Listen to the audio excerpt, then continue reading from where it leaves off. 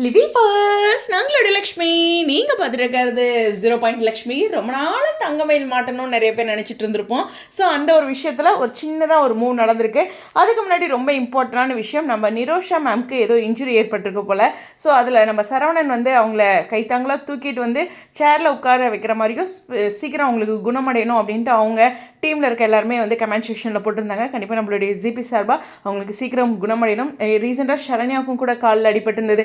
என்னடா அது பாண்டியன் ஷோஸில் எல்லாத்துக்கு மேலே கண்ணு பட்டுருச்சோ அப்படிங்கிற ஒரு விஷயம் இருக்கும்போது நம்மளே சுற்றி போட்டுடலாம், நம்ம கண்ணு படமா, நம்ம அன்பாக தானே வச்சுருக்கோம். சரி, இதெல்லாம் ஒரு பக்கம் இருக்க உண்மையுமே அவங்களுக்கு இன்ஜுரிஸ்லாம் சரியாகணும், அது ரொம்ப முக்கியமான விஷயம். கண்டிப்பாக கதைக்களம் அப்படிங்கும்போது ரொம்ப இம்பார்ட்டண்டான ட்ராக் வந்து கொஞ்சம் இழுப்பாங்களோ அப்படின்ட்டு இருந்தேன், கதிர் மேலே பள்ளி அப்படிங்கிற மாதிரி. பட் கதிர் அதை தாங்கி நிற்கிற ஒரு விஷயத்த அழகாக பிரதிபலிச்சதுக்கு சரவணனுக்கு நன்றி. ஏன்னா ஒரு சில சமயம் என்ன பண்ணுவாங்கன்னா, அவங்க பள்ளி மேலே பள்ளி போடும்போது அந்த சூழ்நிலை கைதியாக ஒன்றும் சொல்லாமல் இருப்பாங்க. சரவணன் ஸோ ஸ்வீட்டு, அந்த இடத்துல உண்மையை ரிவீல் பண்ணுறாரு. ஏன்னா வந்ததுலேருந்தே அந்த பணத்துக்கு அவரும் ரெடி பண்ண முயற்சி பண்ணுறாரு. அது எல்லாமே சொல்கிறதுக்கு சான்சஸ் இருக்குது.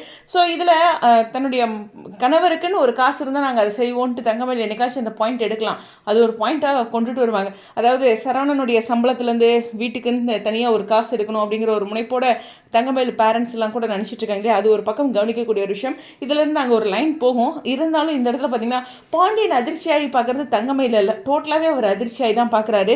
ஸோ 5000ங்கிறது 26,000 ஆயிருக்கு. இந்த 10,000 1000 அவன் தான் எடுத்திருக்கான் அப்படிங்கிற ஒரு விஷயம் தெரியும் போது, எஸ் கதிர் மேலே சொல்ல முடியாத சூழ்நிலையில் இருக்கனால அந்த கோவம் ரொம்ப பிரதிபலிக்க போகிறதில்ல. அதே மாதிரி கதிர்ராஜுக்கு நடுவில் நான் கூட டிஷ்யூம் நினச்சேன், மீனாக்கு உண்மை தெரியும் அப்படிங்களாம் நினச்சிட்டு இருந்தேன். அப்படிலாம் ஒரு ஸ்டெப் பை ஸ்டெப்பாக போகணுன்றதை இல்லைங்க, படப்படன்னு வெடிச்சு விடலாம், பிக் பாஸ் வேறு வரதில்ல, நாங்கள் தானே ஸ்டார்ட் பண்ணோம் 8 மணிலிருந்து அப்படிங்கிற மாதிரி ஒரு சூப்பரான ட்ராக்கை கொடுத்துருக்காங்க. நல்ல ஒரு ப்ரமோ. ஸோ கண்டிப்பாக ஒரு பெரிய வாழ்த்துக்கள் டீமுக்கு. சரி, கண்டிப்பாக நிரோஷா மேமுக்கு சீக்கிரம் சரியாகணும். இந்த கோமதி கேரக்டர் ரொம்ப முக்கியமான பில்லர். அதனால் எவ்வளோ இன்ஜுரியிலையும் அவங்க வந்து அதாவது நடக்கவே முடியலன்றதுக்கு தூக்கிட்டு வந்திருக்காங்க. அப்போ அவங்க நின்று நடிச்சு கொடுக்கணும், இல்லை உட்காந்து அது மாதிரி சீன்ஸாக மேக் பண்ணிக்குவாங்க. பட் இருந்தாலும் அவங்களோட ப்ரெசன்ஸ் எவ்வளோ முக்கியம் அப்படிங்கிறனால தான் இந்த சூழ்நிலையில் வந்திருக்காங்க. செலிபிரிட்டிஸ் வந்து 15 நாள் ஷூட்டாக இருந்தாலும் எவ்வளோ சிரமமாக இருந்தாலும் அந்த 15 நாள் அவங்க அட்டன் பண்ணி ஆகணும்.